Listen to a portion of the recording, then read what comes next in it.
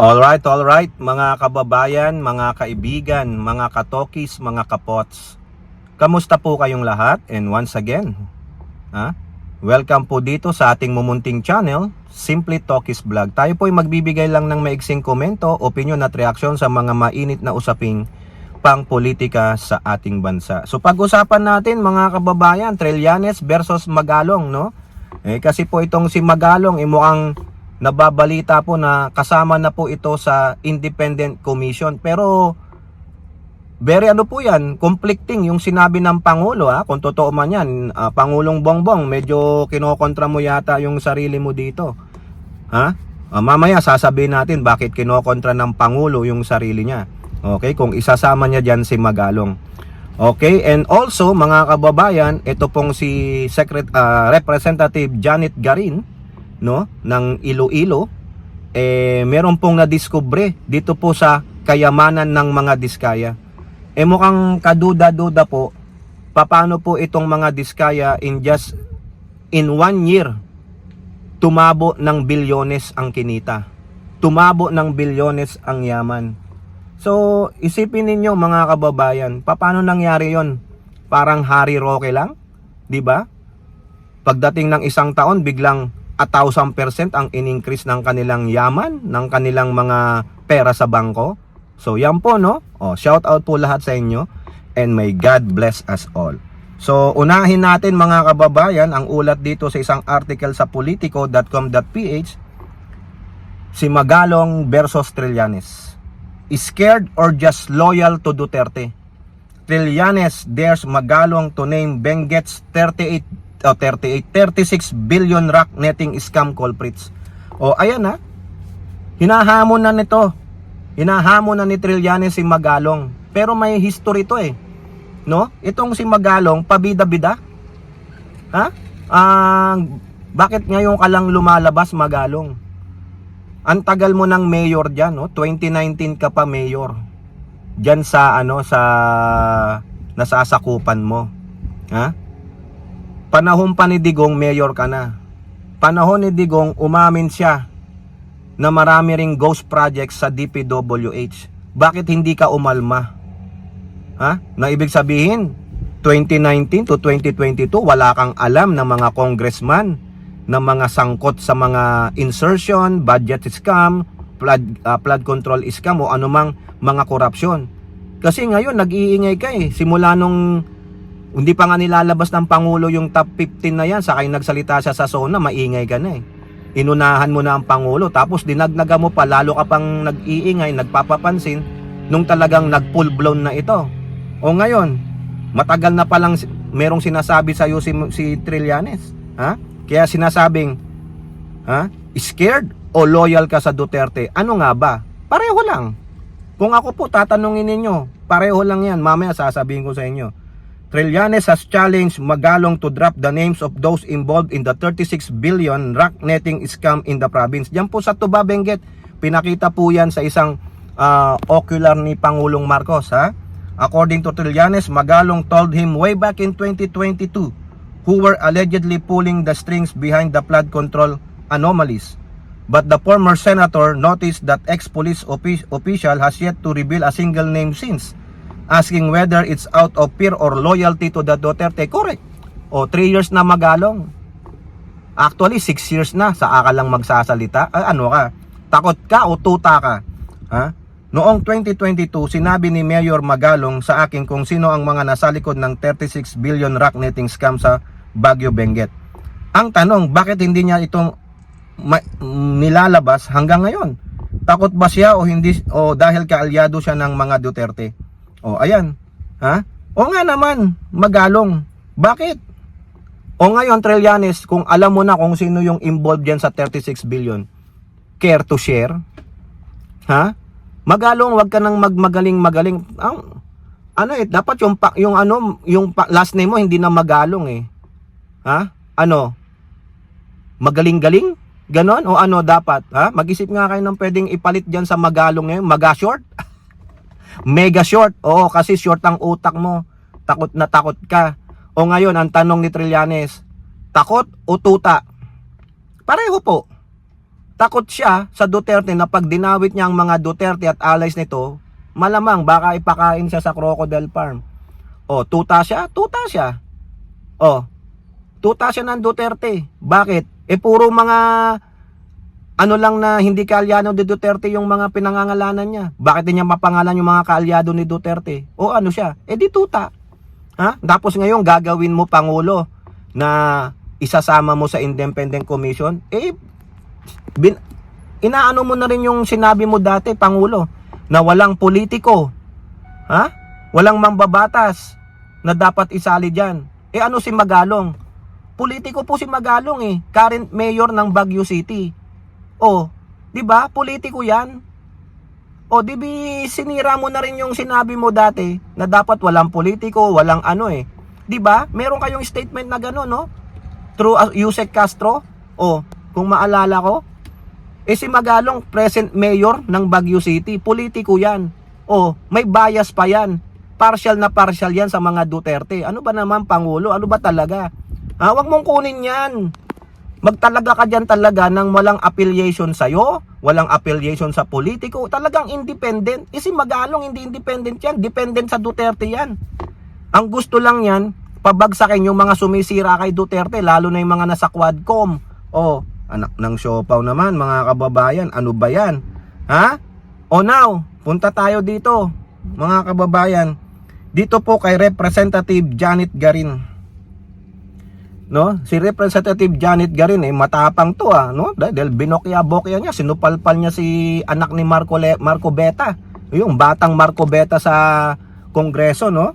Ito natagpuan ni Janet Garin, Alahari Roque pala tong mga disgaya na to. In a blink of an eye, naging bilyonaryo ang mga diskaya. Okay, sa politiko rin po, mga kababayan. From zero to billions. Janet Garin, plug Diskaya's income surge under Duterte's admin. Ayan, patay na. Duterte na naman, mga kababayan. Kaya nga po nagre-reklamo itong si Pulong Duterte. Ang usapan daw, flood control scam. Yung insertion, bakit daw nadadamay ang Duterte? Tanga! Madadawit at madadawit kayo dito kasi yung tatay mo hindi inaksyonan nito. At mismong tatay mo ang umamin na may mga ghost projects din nung panahon niya pero wala siyang ginawang aksyon.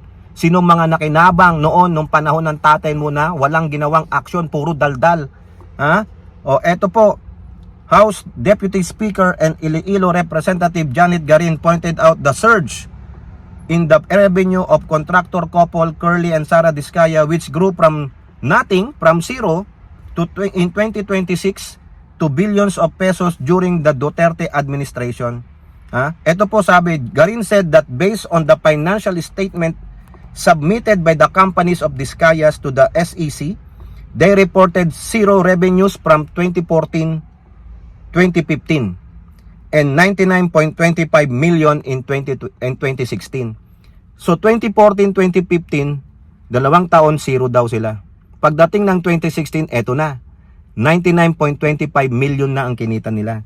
In 2017, a year after, Garin said the companies of the Diskaya earned 1.034 billion pesos, a 942% increase from 2026.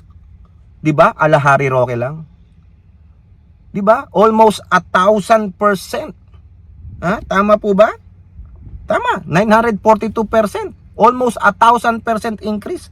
From 99.25 million lang noong 2026 o 2016. Ano ba naman to? Ulitin natin, 99.25 lang noong 2016. After that, noong 2017, 1.034 billion na.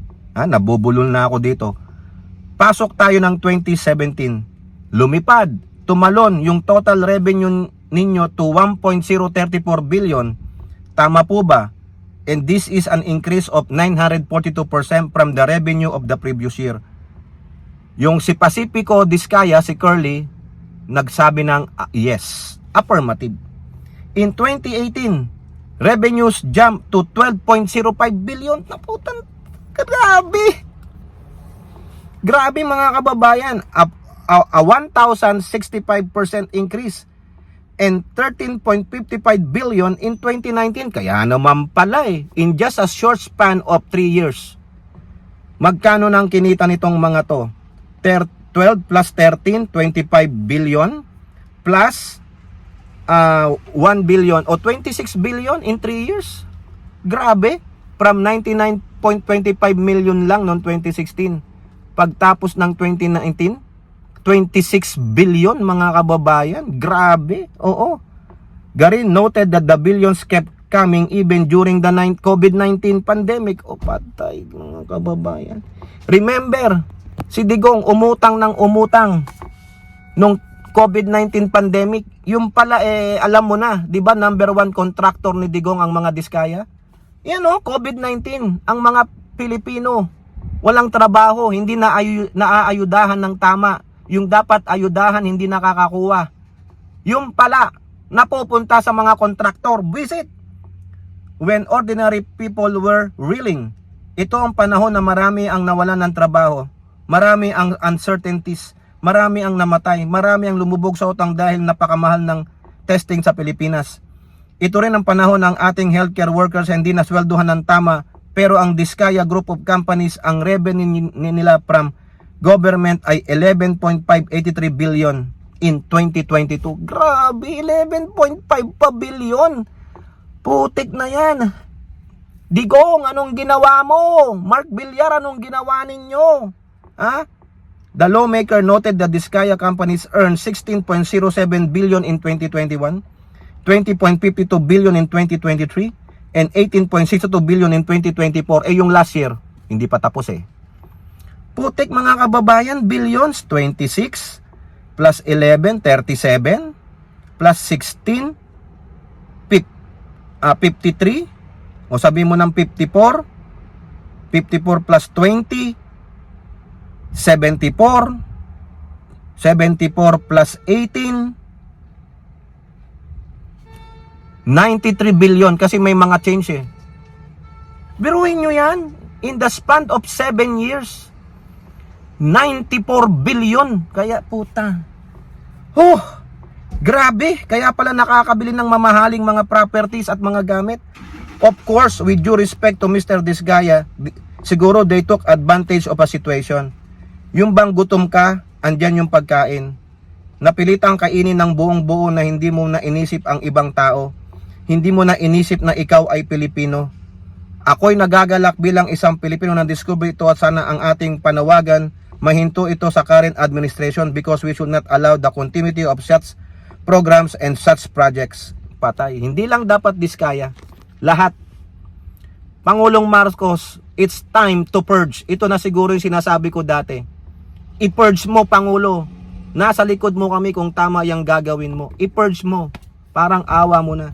Isang pamilya kumubra ng 96 billion pesos in span of 6 years. Sa 6 years, 96 divide by 6, 1, 3. Tama ba? Oh, no. 3, 96 2, 12, hindi. 1, 6, 16, 18 billion average per year mga kababayan. Tama po ba? 18 billion. Nakamamamali ako. 16 pala, 16. 16 billion. Sorry po, mali na tayo sa mate. 16 billion kada taon sa loob ng 6 na taon. Samantalang nung COVID-19 pandemic, ang dami pong nangamatay, ang daming dinaakuan ng tamang gamot, tamang kalinga. Mga pagkain na wala ng trabaho. Hindi alam kung saan kukunin ng mga magulang ang ipapakain sa pamilya. Tapos kayo, lami-lami, puta.